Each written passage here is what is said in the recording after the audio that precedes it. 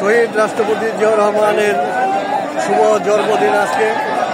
যে জিয়াউর রহমানের জন্ম না হলে আমাদের এদেশ স্বাধীন হতো কিনা জানি না। আপনারা জানেন 1971 সালের 25শে মার্চ যখন আমাদের উপরে আক্রমণ হলো, সাধারণ মানুষের উপরে, নিরস্ত্র মানুষের উপরে যখন ঝাঁপিয়ে পড়ল শত্রু বাহিনী, তখন আমরা দিশেহারা ছিলাম। কেউ আমাদেরকে কোনো আহ্বান জানায় নাই, অথচ আমরা তো শুনি নাই। তারপরে 26শে মার্চ শহীদ রাষ্ট্রপতি জিয়াউর রহমান কালুরঘাট বাজারগঞ্জ থেকে একটি ঘোষণা হলো, আমি জিয়া বলছি। এই ঘোষণার মাধ্যমে এই বাংলাদেশের যুদ্ধ শুরু হয়, স্বাধীনতা যুদ্ধ। আপনারা আরও জানেন জিয়াউর রহমান বেঙ্গল রেজিমেন্টের স্টাফ অফিসার ছিলেন এবং মেজর ছিলেন। আপনারা জানেন সরকারি চাকরি করলে কারো নির্দেশ ছাড়া যুদ্ধে যাওয়া যায় না। তখন মানুষ, জাতি, সরকারি কর্মচারী, পুলিশ, বিডিআর সকলেই ছিলেন দিশেহারা এবং মানুষের একে অপর দিকে চাওয়া ছাড়া কোনো উপায় ছিল না। সেই মুহূর্তে জিয়াউর রহমান ঘোষণা দিলেন, এমন উনি বিদ্রোহ করলেন, আই রিভলস জিয়াউর রহমান। সেদিন উনি যদি সেই বিদ্রোহ না করতেন, হয়তো আনাচে কানাচে যারা অন্য সরকারি সংস্থা ছিল তারা হয়তো যুদ্ধে ঝাঁপাইয়ে পড়তে দ্বিধাবোধ করতেন। কিন্তু জিয়াউর রহমানের ঘোষণার মাধ্যমে সেদিন সেই স্বাধীনতার যুদ্ধ। আমরা সেই জিয়াউর রহমানের স্মৃতি সংসদ আমরা বহন করতেছি। আমরা আজীবন জিয়াউর রহমানের স্মৃতি সংসদ বহন করে যাব। এবং জিয়াউর রহমান এখন ঘোষণা দিয়েই শান্ত হন নাই, উনি যুদ্ধ করেছেন, রণাঙ্গনে যুদ্ধ করে উনি উত্তম খেতাব গ্রহণ করেছেন। তৎকালীন সরকার তাকে বীরোত্তম খেতাব দিয়েছে।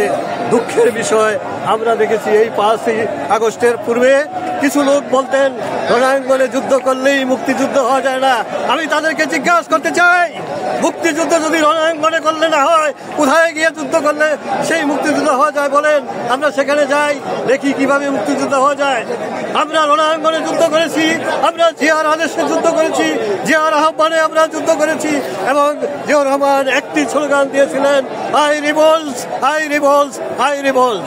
জিয়াউর রহমান বিদ্রোহ করে যুদ্ধ ঘোষণা করেছিলেন।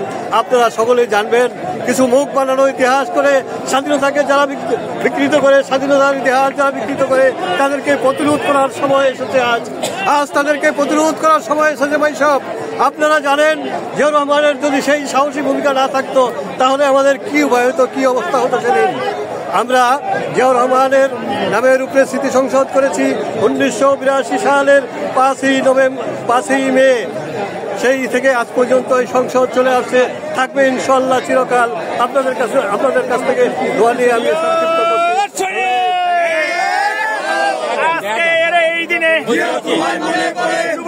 শুভ দিন, শহীদ রাষ্ট্রপতি বীরোত্তমের শুভ জন্মবার্ষিকী। এই জন্মবার্ষিকীতে শহীদ জিয়া স্মৃতি সংসদ, কেন্দ্রীয় সংসদ, ঢাকা মহানগর উত্তর, ঢাকা মহানগর দক্ষিণ এবং পার্শ্ববর্তী কিছু জেলার নেতৃবৃন্দ আমরা এই মাজারে হাতে আপাত এবং পুষ্পস্তবক অর্পণ করব।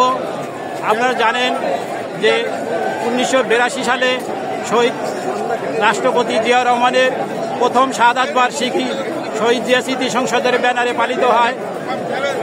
আপনারা এও জানেন যে 81 সালে শহীদ রাষ্ট্রপতি জিয়াউর রহমানের শাহাদাত বরণের পর দেশে কি অবস্থা ছিল, সেই শহীদ জিয়া স্মৃতি সংসদের ব্যানারে প্রথম শাহাদাতবার্ষিকী পালনের পর অন্যান্য অঙ্গ সংগঠন, অঙ্গদল, সহযোগী সংগঠনগুলো রাস্তায় নামতে থাকে এবং বিএনপির ভাটাপাড়া কর্মসূচি আবার পালন করতে থাকে। আপনারা নিশ্চয়ই এও জানেন যে শহীদ রাষ্ট্রপতি জিয়াউর রহমানের জীবন, কর্ম, ঐতিহ্য এবং গৌরবময়।